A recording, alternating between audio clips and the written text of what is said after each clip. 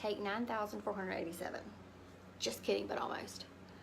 My name is Crystal, and I have a wonderful, what I feel, testimony that I want to share with people. I went to my mom's church tonight, and I gave my testimony to her people, and just kind of wanted to, while I was motivated, come on here and go ahead and jump in and start this YouTube video that I've been wanting to start for some time now, for a few weeks. So yeah, that's what we're gonna do tonight. We're just gonna talk about that. Super casual here. Just have to remind myself to be chill and try not to talk so fast. So that's what I'm gonna do. First, I just want to share with you my favorite Bible verse, and it became my most favorite Bible verse because my daughter said it in her graduation speech from high school, and it is, "Look to the Lord in His strength, seek His face always." 1 Chronicles 16:11. It's the, like I said, the Bible verse she referenced in her speech. It's now the Bible verse that's on her grave, and the one that's on the back of the t-shirts that we made for her purpose. Yeah, just to tell this story, I guess I have to go back like pretty far to like 1998. When I was 18 years old. I just told my age there. Whatever, it's okay. 1998, I was 18 years old. I decided it would be a great time to get married and have a baby. You know, what 18-year-old doesn't want that in their life, right? So when I got pregnant with her, I decided I wanted to start going to church. We weren't raised in church. I didn't go to church as a child. I can remember going one time to church camp when I was in 4th or 5th grade, and I think I really just went because I wanted to go hang out with my friends. But I went to this church camp, and I remember when they gave the invitation at church camp, like people would go up and they would pray, and you know, they would say the prayer that you pray to become saved. And I said this prayer numerous times throughout my life, but I never felt like any strong emotion or anything like I felt like I was supposed to feel almost.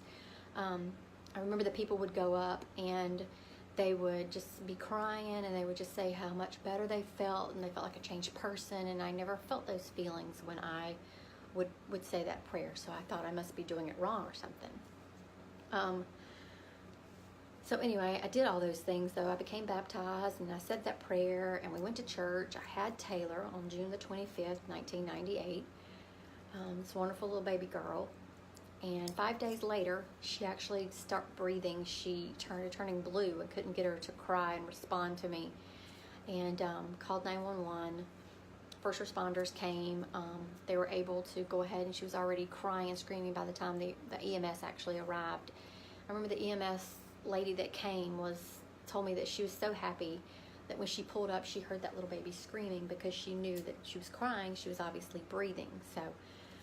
But I was a nervous wreck. She was just letting her scream her head off in the back of the ambulance, and I was just like, oh my gosh, you know, because for 5 days I had been so attentive to her, and so anytime she cried, I was there to fix whatever the problem was, because I was so afraid that something was wrong, something was going to happen to her, I guess. Ironically, then it did. But so for 5 days I hadn't slept really. I hadn't eaten well. Like I literally can remember, I tell this story, but I can remember eating 1 bowl of cereal in 5 days. I don't remember ever really closing my eyes. I remember it would go from day to dark to day again, and I was just constantly awake.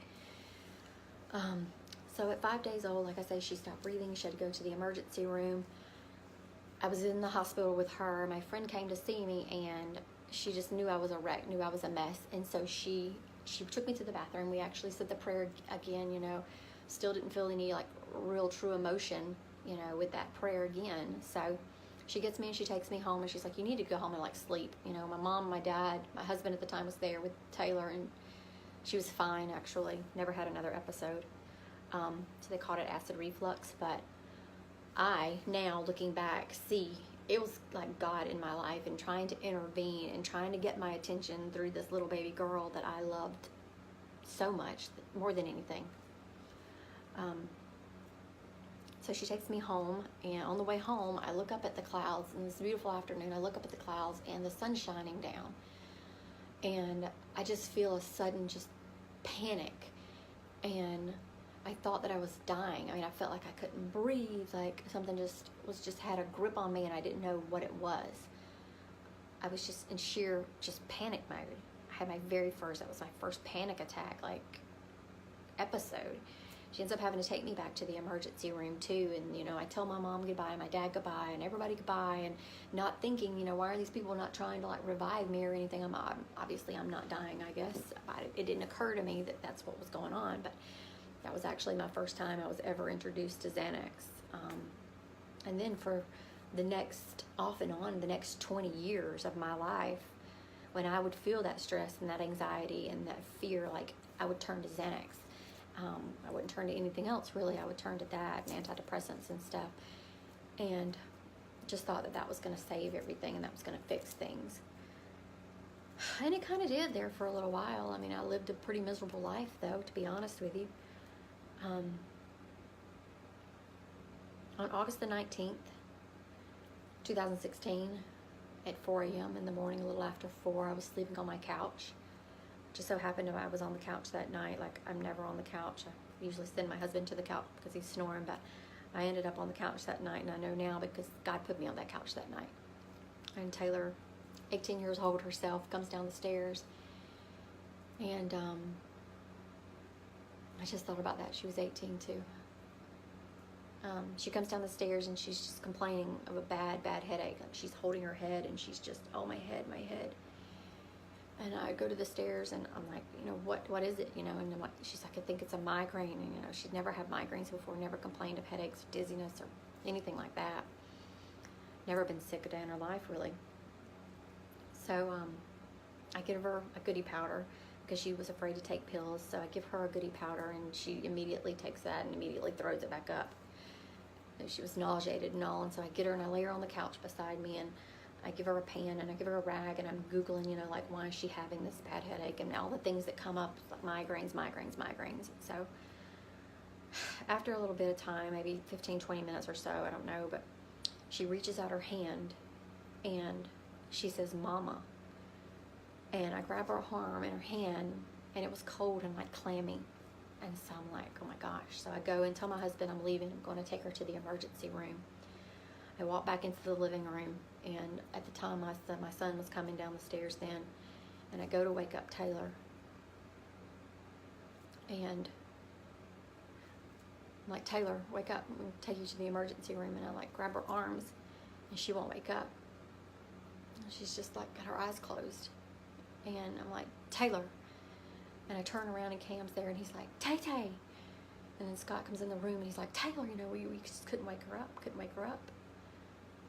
And just this sheer panic, I can't even explain the sheer, absolute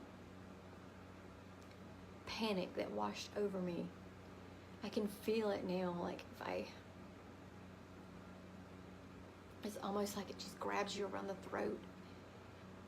Panic. So my husband runs next door, and I call 911. They come, this officer comes first, and he gets her on the floor, and he turns her on her side, and he's like, you know, she's having a seizure. And I was like, she's like, she doesn't have a seizure, she's not having a seizure. About the time the EMS comes, and Scott picks her up, my husband picks her up in his arms and takes her to the ambulance, and I'm like, we're going to take her to Macon, right? And the EMS is like, no, we're going to take her to Houston. I don't know how much time she has left. And I'm like, what, you know, what is happening? It was just,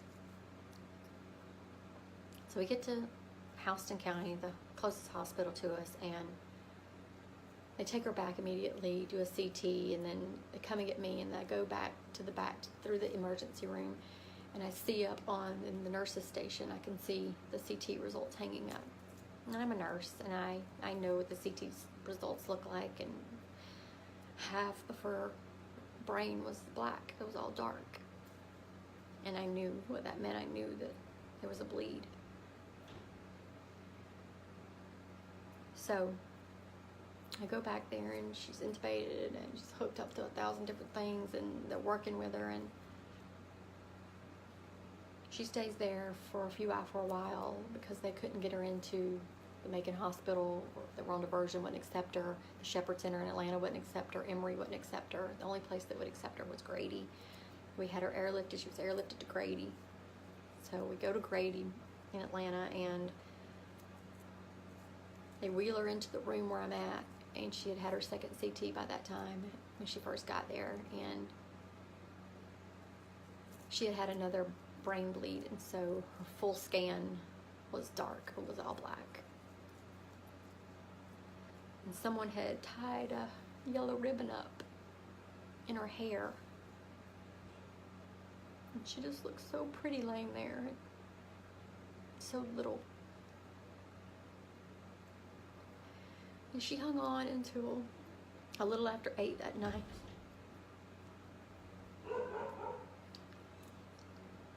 And she passed away there. And that really started the Xanax and the antidepressants and anything else I could get my hands on to numb myself and numb my pain, numb my sadness.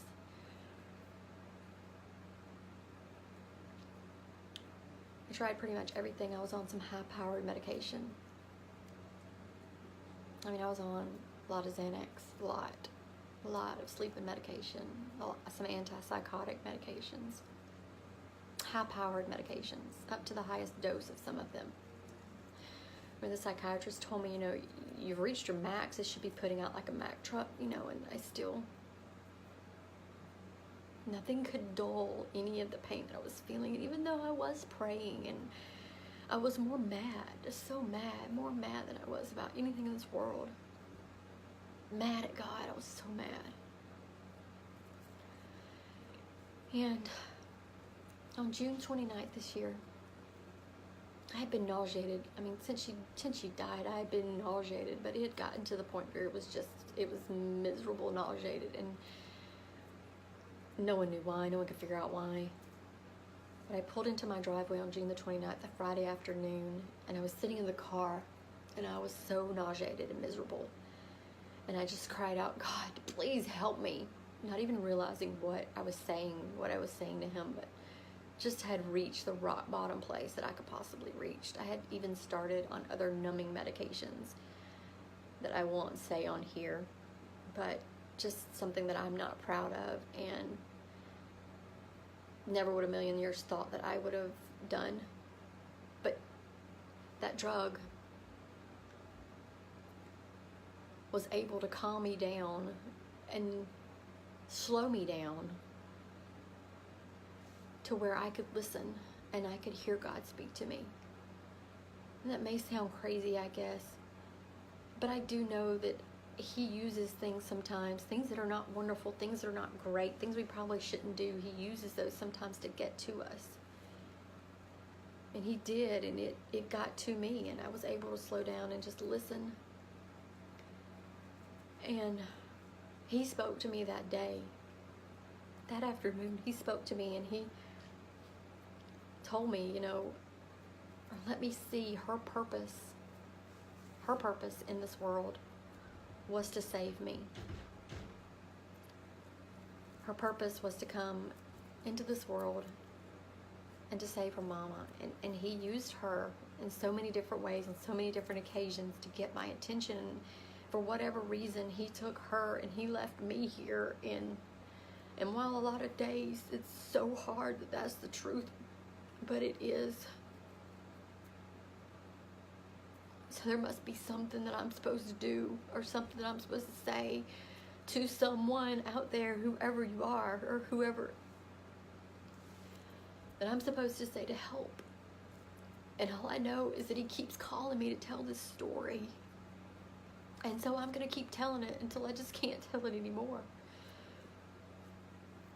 I just wanted to say, you know, for anyone that's struggling with anxiety and depression and sadness and guilt and grief and anger, that He's there always. He's always there. He's always present. And no matter what we do in our life, no matter the bad choices that we make, He's there to forgive us, and He's there to always have our back. Always, no matter what. I just want to let whoever is listening to this that's feeling those things know that if you're struggling with those things too, He's there. You just have to listen. You just have to turn to Him. Pick up His Word. Pick up the Bible. In the back of the Bible, there's places where you can look to where if you're struggling with something like anger or sadness or depression or guilt. There's Bible verses that go along with those emotions that you can read, and you can just call on Him to help you. I am by no means a perfect person. I am by no means a perfect person. I'm by no means a perfect Christian. I don't know anyone that is.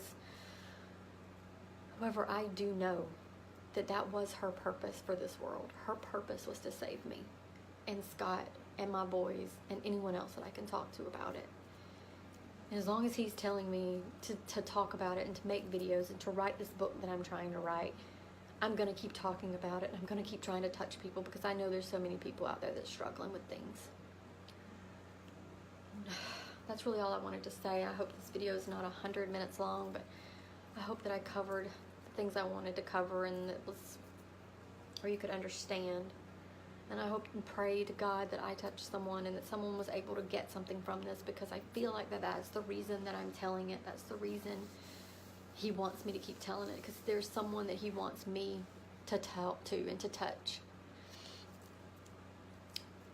So that's it. I just want to say, if anyone has anything they want to ask or talk about or share, please just post it. Let's keep this going, and let's just get so many people involved in this as much as we can to share this message and to get it out there, because I know there's people that are struggling. Thank you for listening to me.